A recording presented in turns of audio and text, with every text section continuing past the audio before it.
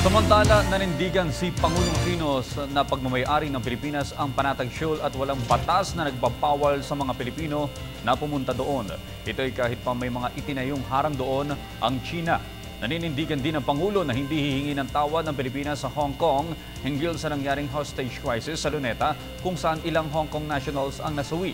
Ayon pa sa Pangulo, magkaiba ang kultura ng Pilipinas at ng Hong Kong at naipaliwanag naman niya nang makausap niya ang Hong Kong Chief Executive sa Bali, Indonesia.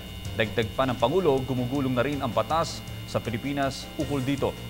Kabilang na dito ay ang pagsasampa ng kaso sa mga responsabling opisyal. Samantala, kontento naman ang Pangulo sa ugnayan ng Pilipinas at Taiwan matapos ang nangyaring pamamaril sa Balintang Channel. There are ongoing discussions with regards to fisheries at the present time.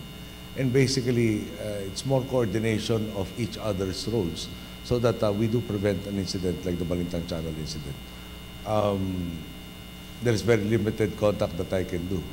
There is, as you know, we have a one China policy. And my understanding is on the business front that has steadily been improving. So I guess Senator was saying that I'm happy with the current state of relations.